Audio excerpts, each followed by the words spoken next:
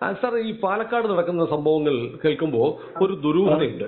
കാരണം നമ്മുടെ പാലക്കാട്ടെ BJP സ്ഥാനാർത്ഥി ശോഭാ സുരേന്ദ്രന്റെ പിന്നാലെ കഴിഞ്ഞ ഏതാനും ദിവസങ്ങളായി ഒരു സംഘം ആളുകൾ ദുരൂഹമായി സഞ്ചരിക്കുന്നുണ്ട്. ശോഭാ സുരേന്ദ്രൻ എന്ന് പറയുന്നുണ്ട് തന്റെ വാഹന വ്യൂഹം പോകുമ്പോൾ ആ കൂട്ടത്തിൽ ഒരു അജ്ഞാത വാഹനം വന്ന് കയറുന്നു. അതിന്റെ കൂട്ടത്തിൽ അതിൽ ഒരു പുരുഷനും ഒരു സ്ത്രീയും ഉൾപ്പെടെയുള്ള ആളുകൾ സഞ്ചരിക്കുന്നുണ്ട്. അവർ തന്നെ പലതരത്തിൽ കൊടുക്കാൻ ശ്രമം നടക്കുന്നു. അതിന്റെ ഭാഗമായിട്ടാണ് ഇപ്പൊ കോഴ വിവാദം ഉണ്ടായെന്ന് പറയുന്നു. അപ്പൊ അതിനകത്ത് വിഷ്വൽസ് ശോഭ പുറത്തുവിട്ടു. പുറത്തുവിട്ട വിഷ്വൽസ് കാണിക്കുന്നത് ഒരു ചെറുപ്പക്കാരനുമായിട്ട് ശോഭ തർക്കിക്കുന്നതാണ്. ചെറിയ പ്രായമുള്ള ശോഭയുടെ ഭാഷയിൽ തന്നെ പറഞ്ഞാൽ 21 വയസ്സുള്ള ചെറുപ്പക്കാരൻ. ആ ചെറുപ്പക്കാരൻ ശോഭയ്ക്ക് നേരെ ഒരു അശ്ലീല ആംഗ്യം കാണിച്ചു. അത് പലതവണ ആവർത്തിച്ചപ്പോൾ, കാരണം ശോഭയ്ക്ക് ഈ ചെറുപ്പക്കാരന്റെ അമ്മയാവാനുള്ള പ്രായമുണ്ട്, അവർ ഇറങ്ങിച്ചെന്ന് ആ ചെറുക്കനോട് സംസാരിക്കുമ്പോൾ അവർ തട്ടിക്കയറുകയാണ്. അതിന് തൊട്ടടുത്ത് അവിടുത്തെ കുപ്രസിദ്ധനായ ഒരു കോൺഗ്രസ്സുകാരൻ നിരവധി ക്രിമിനൽ കേസുകളുള്ള ഒരുത്തരുണ്ട്. അപ്പൊ ശോഭാ സുരേന്ദ്രന്റെ പിന്നാലെ ഒരു കാർ സഞ്ചരിക്കുന്നു. അതിലിരിക്കുന്ന ചെറുപ്പക്കാരൻ ശോഭയ്ക്ക് നേരെ അശ്ലീല ആംഗ്യങ്ങൾ കാണിക്കുന്നു. ഇതാണ് ഒരു പ്രധാനപ്പെട്ട സംഭവം. അതോടൊപ്പം തന്നെ ഇവിടുത്തെ മാധ്യമങ്ങളിൽ ഒരു മീഡിയ വൺ എന്ന് പറയുന്ന മാധ്യമത്തിന്റെ ലേഖകനാണ് ആദ്യമായി ശോഭ ദേവു എന്ന് പറയുന്ന ഒരു വയോധികയ്ക്ക് 5000 രൂപ കൊടുത്തു എന്ന തരത്തിൽ വാർത്ത പുറത്തുവിടുന്നത്. അതുമായി ബന്ധപ്പെട്ട് അതിന്റെ വിഷ്വൽസ് കാണുമ്പോൾ ഒരു അമ്മുമ്മ ഇരിക്കുന്നുണ്ട്, ദേവു എന്ന് പറയുന്ന ഒരു മുത്തശ്ശി ഇരിക്കുന്നു. അവരുടെ കയ്യിൽ 5000 കുറച്ച് നോട്ടുകൾ ഇരിപ്പുണ്ട്. ആ നോട്ട് ആരെങ്കിലും കൊടുക്കുന്നതായിട്ടുള്ളൊരു വിഷ്വൽ ഇല്ല. പിന്നെ കാണിക്കുന്നു അവരുടെ അടുത്ത് ഒരു വെള്ള ചുരിദാർ ധരിച്ചൊരു സ്ത്രീ നിൽക്കുന്നുണ്ട്. ഈ സ്ത്രീ പിന്നീട് വന്നിട്ട് ഈ പറയുന്ന അശ്ലീല ആംഗ്യം കാണിച്ച ചെറുപ്പക്കാരൻ വന്ന കാറിൽ കയറുന്നതായിട്ടുള്ള വിഷ്വലുണ്ട്. ഇത് മാധ്യമങ്ങൾ മൂടി വെച്ചിരിക്കുകയാണ്. രാവിലെ മുതൽ ഒരു സംഘം ആളുകൾ വന്നിട്ട് ശോഭാ സുരേന്ദ്രൻ കോഴ കൊടുത്തു എന്ന തരത്തിൽ വാർത്ത കൊടുക്കുന്നു. ശോഭാ സുരേന്ദ്രൻ അല്ല അവിടെ ചെന്നിട്ടുള്ളത്. ആരും കോഴ കൊടുക്കുന്ന ദൃശ്യങ്ങളില്ല. ഒരു അമ്മൂമ്മയുടെ കൈയിൽ കുറച്ച് നോട്ട് ഇരിക്കുന്ന ഒരു വിഷ്വൽ കാണിക്കുന്നു. എന്നിട്ട് കോൺഗ്രസ്സുകാർ അവിടെ ചെല്ലുന്നു. ഈ മറ്റേ അശ്ലീല ആംഗ്യം കാണിച്ച ചെറുപ്പക്കാരന്റെ അടുത്ത് നിൽക്കുന്ന അതേ കോൺഗ്രസ്സുകാരനായ ക്രിമിനൽ അയാളാണ് ഈ അമ്മൂമ്മയുടെ അടുത്ത് നിൽക്കുന്നത്. അത് മാത്രമല്ല, ഇന്നലെ കളക്ടർക്ക് ഒരു പരാതി പോയിട്ടുണ്ട്, ശോഭാ സുരേന്ദ്രൻ പണം കൊടുക്കുന്നു എന്ന് പറഞ്ഞു. അപ്പൊ മുൻകൂട്ടി ഒരു തിരക്കഥ ഉണ്ടാക്കി ഇങ്ങനെ ഒരു സാധനം, ഒരു വെള്ള ചുരിദാറുകാരിയെ കൊണ്ട് ഒരു കുറച്ച് പൈസ കൊടുപ്പിക്കുന്ന പോലെ ഒരു രംഗം ചിത്രീകരിച്ചു. 2 തവണ ഷൂട്ട് ചെയ്തു. എന്നിട്ട് അത് എയർ ചെയ്യുന്നു. ശോഭാ സുരേന്ദ്രൻ പണം കൊടുത്തതായിട്ട് ഒരിടത്തും കാണുന്നില്ല. പിന്നെ മാത്രമല്ല, ശോഭാ സുരേന്ദ്രൻ അറിയാമല്ലോ, 10ാമത്തെ തെരഞ്ഞെടുപ്പാണ് ശോഭയുടെ ഇത്. അത് മാത്രമല്ല, ഒരാൾക്ക് 5000 രൂപ വെച്ചൊക്കെ കൊടുക്കാനുള്ള ശേഷി ശോഭാ സുരേന്ദ്രനുണ്ടോ? BJPയെ കൊണ്ട് പറ്റുമോ മണ്ഡലത്തിലുള്ളവർക്കല്ല 5000 രൂപ വെച്ച് കൊടുക്കാൻ? അപ്പൊ മൊത്തത്തിൽ എനിക്ക് തോന്നുന്നത് ഇത് ഒന്നെങ്കിൽ ഒരു പണം കൊടുത്തു എന്നുള്ള കേസിൽ കൊടുക്കുക, അതുമല്ലെങ്കിൽ പിന്നാലെ നടന്ന് ശോഭാ സുരേന്ദ്രനെ അപായപ്പെടുത്താനുള്ള നീക്കം വരെ ഇതിന് പിന്നിലുണ്ടോ? കോൺഗ്രസും ജമാഅത്തെ ഇസ്ലാമിയുടെ മാധ്യമ പ്രവർത്തകരുമാണ് ആ കൂട്ടത്തിലുണ്ടായിരുന്നത്. അതാണ് ഏറ്റവും ശ്രദ്ധിക്കേണ്ടത്. കാരണം ജമാഅത്തെ ഇസ്ലാമിയും UDFും ഒറ്റ മുന്നണിയാണ്. അപ്പൊ ശോഭാ സുരേന്ദ്രൻ പാലക്കാട് ജയിക്കുമെന്ന് ഉറപ്പായപ്പോൾ അവരെ എങ്ങനെയും അപകീർത്തിക്കെടുത്താൻ മാത്രമല്ല, അവരെ അപായപ്പെടുത്താനുള്ള ഒരു ഗൂഢാലോചന ഉണ്ടോ എന്ന് സംശയിക്കേണ്ടിയിരിക്കുന്നു എന്നാണ് എന്റെ ഒരു നിഗമനം. ഇത് കണ്ടിട്ട് സാറിന് എന്ത് തോന്നി? ഞാൻ സുനിലിന്റെ നിഗമനത്തോട് പൂർണ്ണമായും യോജിക്കുന്നു. കാരണം സുനിൽ പറഞ്ഞ ആദ്യത്തെ ഒരു കാര്യം, അതായത് ശോഭാ സുരേന്ദ്രൻ എന്ന് പറയുന്നത് കേരള രാഷ്ട്രീയത്തിലെ ഒരു സീസൺഡ് പൊളിറ്റീഷ്യനാണ്. അവർക്കെതിരെ ആർക്കും ഒരു ആരോപണവും ഉന്നയിക്കാൻ പറ്റില്ല.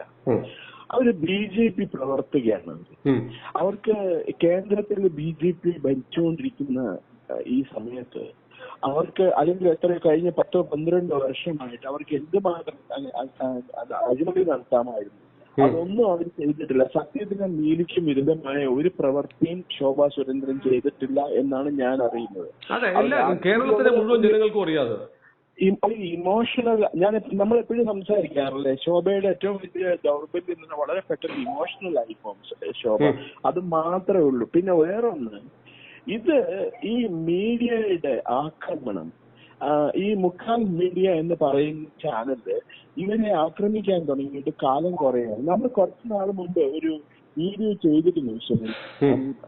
പ്രജിന് ഞാൻ കൂടിയാണ് ചെയ്തിരുന്നത്. അതായത് ഈ ചാനലിന്റെ റിപ്പോർട്ടർ അവരോട് അവർക്ക് എങ്ങനെ എത്ര കോടികളുടെ സമ്പാദ്യം വന്നത് എന്നൊക്കെ ചോദിക്കുകയുണ്ടായി. അപ്പൊ നിങ്ങൾ ഒരു പാവപ്പെട്ട അച്ഛന്റെയും അമ്മയുടെയും മകളാണ്, നിങ്ങൾ എങ്ങനെ ഇത്ര സമ്പാദിച്ചു എന്നൊക്കെയാണ് ചോദിച്ചത്. അതിന്റെ അർത്ഥശൂന്യമായ ചോദ്യമാണ്. അത് മാത്രമല്ല, ഈ നിർണായക സമയത്ത് ആ വൃദ്ധയായ വനിതയ്ക്ക് കൊണ്ടുപോയി 5000 രൂപ ശോഭ കൊടുത്തു എന്ന് പറയുന്നതും അവരുടെ ഇന്റർവ്യൂ ഞാൻ കണ്ടിരുന്നു. അവര് പറയുന്നത് പൈസ മേടിക്കാൻ 5000 രൂപ വേണമെന്നോ 5000 രൂപയുടെ കുറവുണ്ടെന്നൊക്കെയാണ് അവര് പറഞ്ഞത്. ആരുകൊണ്ട് കൊടുത്തു? ആ വെള്ള ഉടുപ്പിട്ട സ്ത്രീ ആരാണ്? അപ്പൊ പറയുന്നത് അവരുടെ മുഖം ഒരിടത്തും കാണിച്ചിട്ടില്ല വ്യക്തമായിട്ട്. അവര് ചുരിദാർ ഇട്ടോണ്ട് നടക്കുന്ന സീൻ മാത്രമേ കണ്ടിട്ടുള്ളൂ. അവരിപ്പോ പറയുന്നത് ശിവരാജ് സിംഗ് ചൗഹാൻ വന്നപ്പോ അവര് ആ മന്ത്രിയുടെ ഒപ്പം ഉണ്ടായിരുന്നു. അപ്പൊ ഇതിൽ അവരുടെ ഫിസിക്കുള്ള ഒരു സ്ത്രീ ശോഭയുടെയും ശിവരാജ് സിംഗ് ചൗഹാന്റെയും ഒപ്പം നിന്ന് നിൽക്കുന്നത് ആ സ്ത്രീയാണ് കാശ് കൊണ്ട് കൊടുത്തതെന്ന് ഇവർ പറയുന്നത്. ഇതൊരു അലിഗേഷനാണ്. അതുപോലെ അന്ന് പറഞ്ഞ വേറൊരു കാര്യം കൂടിയുണ്ട്.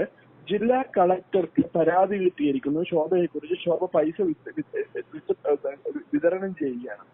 ഇതൊക്കെ ശോഭയെ ടാർഗറ്റ് ചെയ്തുകൊണ്ടുള്ള ആക്രമണമാണ്. ശോഭ ജയിക്കുമെന്നുള്ള കാര്യം 100% ഉറപ്പായി കഴിഞ്ഞപ്പോൾ UDF-ഉം LDF-ഉം കൂടി ഒരുമിച്ച് ചേർന്ന് ശോഭയെ ആക്രമിക്കുകയാണ്. ഇതിനകത്ത് യാതൊരു പ്രസക്തിയുമില്ല.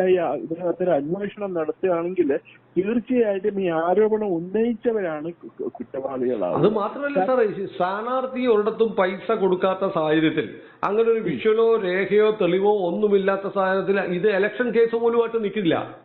ഇത് ഒരു എന്താ പറയുന്ന ഒരു ഓളം ഉണ്ടാക്കാൻ വേണ്ടിയിട്ടാണ് അവസാന നിമിഷത്തില് നമുക്ക് ഇത് കൗണ്ടർ ചെയ്യാനായിട്ട് പ്രതിരോധിക്കാനായിട്ടുള്ള ഒരു അവസരം കൂടി, സമയം കൂടിയില്ല. മണിക്കൂറുകളേ ഉള്ളൂ ഇനി തെരഞ്ഞെടുപ്പിന്. അതിന്റെ ആ പശ്ചാത്തലത്തില് ഇവര് എന്തെങ്കിലുമൊക്കെ ആരോപണം ഉന്നയിച്ചു കഴിഞ്ഞിട്ടുണ്ടെങ്കിൽ അതിനെ കൗണ്ടർ ചെയ്യാനോ അത് അല്ല എന്ന് അത് വിശദീകരിക്കാനോ ഉള്ള സമയം കൂടി ബിജെപിയുടെ സ്ഥാനാർത്ഥി ശോഭാ സുരേന്ദ്രനും ഇല്ല എന്നുള്ളതാണ് ദുഃഖകരമായ കാര്യം. അല്ല, വേറെ കാര്യമുണ്ട് സാർ. ഇവിടുത്തെ മാധ്യമങ്ങൾ പറഞ്ഞ ഒരു നുണ ഇന്ന് പൊളിഞ്ഞു. എനിക്കിത് വലിയ സന്തോഷമുണ്ടായി.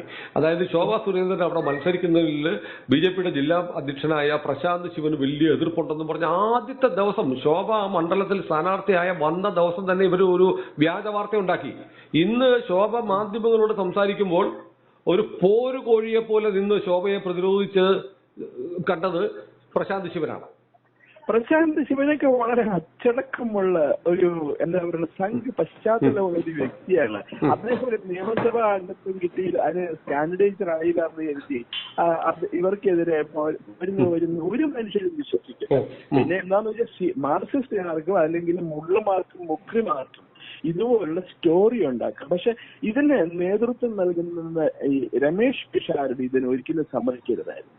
കോൺഗ്രസ് സ്ഥാനാർത്ഥിയായ രമേശ് പിഷാരടി അദ്ദേഹത്തിന് കുറച്ച് മാന്യതയുണ്ട് എന്നാണ് കരുതിയിരുന്നത്. ആ മാന്യതയും കൂടി ഇതോടുകൂടി ഇടിഞ്ഞു പൊടിഞ്ഞു പോയി. പിന്നെ നമ്മൾ പറഞ്ഞിട്ടുണ്ട്, പാലക്കാട് റിപ്പോർട്ടർമാരിൽ ഒരാൾ ഒരു ചാനൽ ലയിക്കുക, അവരെ അഭിനയിക്കാൻ വളരെ മിടുക്കിയാണ് എന്ന് ഇതിനു മുമ്പ് ജ്യോതിർഘോഷ് തന്നെ പറഞ്ഞു.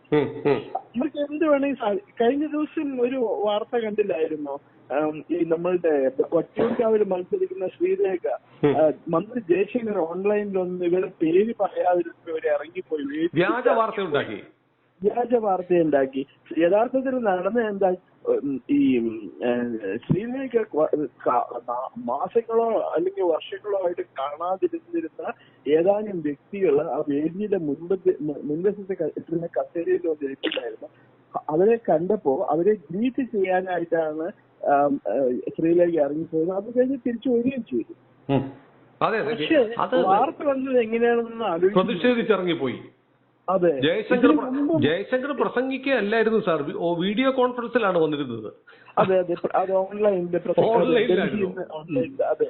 എന്നാൽ ഇവരെന്താ പറഞ്ഞുണ്ടാക്കിയത്? അതിപ്പോ ഈ പൊതുവെ ബിജെപിയുടെ ഒരു ഏറ്റവും വലിയ പോരായ്മ, ഞങ്ങൾ എന്താ ആരോപണം ഉന്നയിച്ചാൽ നമ്മളത് കൗണ്ടർ ചെയ്യേണ്ട എന്നുള്ള രീതിയിൽ തള്ളിക്കളയായിരുന്നു. അത് പോരാ, നമ്മൾ അഗ്രസീവ് ആവണം. ബിജെപിയും നേതൃത്വം, ബിജെപിയുടെ സംഘാടകരും ഔദ്യോഗിക ഭാരവാഹികളും സ്ഥാനാർത്ഥികളും കുറച്ച് അഗ്രസീവ് ആവണം. ഇങ്ങനെയൊക്കെയുള്ള ചെറിയ പ്രശ്നങ്ങളിൽ പാർട്ടി പ്രവർത്തകര് സജീവമായിട്ട് ഇടപെടുകയും വേണം. ഇതൊരു തട്ടിപ്പ് കേസല്ലേ? ആരോ പറഞ്ഞു ഈ തെരഞ്ഞെടുപ്പിന് തൊട്ട് മുമ്പ് രാഹുൽ ഗാന്ധിക്കെതിരെ അമേഠിയിലോ റായ്ബറേലിയിലേക്ക് ആക്രമണം നടത്താൻ പദ്ധതിയിട്ടിട്ടുണ്ട്. അത് 2 ദിവസം കഴിയുമ്പോൾ പിന്നെ അതിനെപ്പറ്റി കേട്ടിട്ടില്ല. ഇയാളുടെ കൊച്ചച്ഛൻ സഞ്ജയ് ഗാന്ധി 1977 മത്സരിച്ചപ്പോ അയാളെ മറ്റേ കൊളക്കാരൊന്ന് വെടിവെച്ചു എന്ന് പറയുന്നു. ഒരു വെടിവെച്ചതായിട്ട് ആരും കണ്ടിട്ടില്ല. പക്ഷെ പത്രങ്ങളൊക്കെ അന്ന് പ്രസ് സെൻസർഷിപ്പ് ഉണ്ടായിരുന്നല്ലോ. ഇവര് പറയുന്നത് തിരുവായ്ക്ക് എതിർവായി ഇല്ല എന്ന് പറഞ്ഞ പോലെ വാർത്ത കൊടുത്തിട്ടില്ലെങ്കിൽ ഈ എന്താ പറയുന്ന പത്രക്കാരെ പഠിച്ച ജയിലിൽ അന്നത്തെ ഇവരുടെ പേര് തന്നെ എന്തായിരുന്നു? ഓൾ ഇന്ത്യ റേഡിയോയുടെ പേരെന്തായിരുന്നു? All Indira radio. അങ്ങനെയായിരുന്നു അന്ന് പറഞ്ഞുകൊണ്ടിരുന്നത്. സുനിലിനൊക്കെ ഓർമ്മയുണ്ടോന്ന് എനിക്ക് ഓർമ്മയില്ല.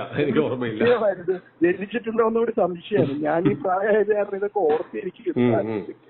ഓൾ ഇന്ത്യ റേഡിയോ എന്നുള്ളത് ഓൾ ഇന്ത്യ റേഡിയോ അല്ല, ഓൾ ഇന്ദിര റേഡിയോ ആയിരുന്നു. അടിയന്തരാവസ്ഥക്കാലത്ത് വേറൊരു കാര്യം ഉണ്ടായിരുന്നു. മിസ വെച്ചിട്ടാണ് ഓപ്പോസിഷൻ നേതാക്കന്മാര്, പ്രതിപക്ഷ നേതാക്കന്മാര് അറസ്റ്റ് ചെയ്യേണ്ടത്. Maintenance of internal security act, ആഭ്യന്തര സുരക്ഷിതത്വ നിയമപ്രകാരം. എന്നാൽ മിസയ്ക്ക് നമ്മുടെ കേരളത്തില് അന്ന് ജനസംഘാണോ BJP ആണോ അവര് കൊടുത്തിരുന്നത് മകനെ ഇന്ത്യ സ്വന്തമാക്കൂ എന്നുള്ളത് ചുരുക്കപ്പേരാണ്. MISA, മകനെ ഇന്ത്യ സ്വന്തമാക്കൂ. അതെ, മലയാളികൾ ഈ വക കാര്യങ്ങളിലൊക്കെ മിടുക്കന്മാരാണല്ലോ ഇതൊക്കെ അബ്രിവിയേഷൻ ഉണ്ടാക്കാനായി. അപ്പൊ ഇത് ഈ പറഞ്ഞ പോലെ ശോഭ ജയിക്കും എന്നുള്ള കാര്യം. സാർ, എന്റെ ഒരു ഭയം എന്ന് പറയുന്നത് ഇത് അജ്ഞാത വാഹനത്തിൽ ഗുണ്ടാ സംഘമുള്ള ആളുകളുടെ ഒത്താശയുടെ ഒരു സംഘം നിരന്തരം ശോഭാ സുരേന്ദ്രന്റെ വാഹനത്തെ പിന്തുടരുന്നു എന്ന് പറഞ്ഞാൽ അത് ഒരു പക്ഷേ കായികമായി ആക്രമിക്കാനോ ശാരീരികമായി അപായപ്പെടുത്താനോ പോലും ആയിക്കൂടായികയില്ല. തീർച്ചയായിട്ടും ഇസ്ലാമിക് തീവ്രവാദികളുടെ ഒരു ടെലിവിഷൻ ചാനൽ ഈ രാജ്യത്ത് പ്രവർത്തിക്കുന്നുണ്ട്. അതിന്റെ ആൾക്കാരെ പിടിച്ചു നോക്കി കുറഞ്ഞിട്ടുണ്ടെങ്കിൽ സത്യം മുഴുവൻ വെളിച്ചിട്ട് വരും. അവർക്ക് ലൈസൻസ് കൊടുത്തത് തന്നെ തെറ്റായ നടപടിയാണ്. അതിനകത്ത് ഇരിക്കുന്ന അർബൻ നക്സലൈറ്റുകളും മാർക്സിസ്റ്റുകാരും മുള്ളകളും മുഖ്രിമാരുമാണ് അതിനകത്ത് ഇരിക്കുന്നത് മുഴുവൻ. അവർക്ക് ഒറ്റ ടാർഗറ്റേ ഉള്ളൂ, BJP-നെ അറ്റാക്ക് ചെയ്യുക, BJP-നെ ആക്രമിക്കുക എന്നുള്ളത് മാത്രം. ഏതായാലും ഒരു കാര്യം ഉറപ്പായി സാർ, ആകാശം ഇടിഞ്ഞു വീണാലും സുനാമി ഉണ്ടായാലും പാലക്കാട് ശോഭയുടെ വിജയത്തെ തടയാൻ കഴിയില്ല. തീർച്ചയായിട്ടും ഞാൻ പലപ്പോഴും തെരഞ്ഞെടുപ്പ് വിശേഷങ്ങൾ ഫോളോ ചെയ്യുമ്പോൾ ഞാൻ ശോഭയുടെ ആത്മവിശ്വാസം അതൊരു ഗൗരവമാണ്. പിന്നെ അത് മാത്രമല്ല, ഈ കഴിഞ്ഞ ഏതാനും തെരഞ്ഞെടുപ്പുകൾ ഒരു ഇൻഡിക്കേഷൻ ആണെങ്കിൽ ശോഭ ഇത്തവണ ജയിച്ച നിയമസഭയിൽ അംഗമാക്കിയിരുന്നു. തീർച്ചയായിട്ടും അവര് സംസ്ഥാന മന്ത്രിസഭയിൽ ഒരു അംഗമായിരിക്കും. മുഖ്യമന്ത്രി പദത്തിലേക്കുള്ള അവരുടെ യാത്ര പാലക്കാട് കൊണ്ടാണ് ആരംഭിക്കുന്നത്. Okay sir, thank you. Okay.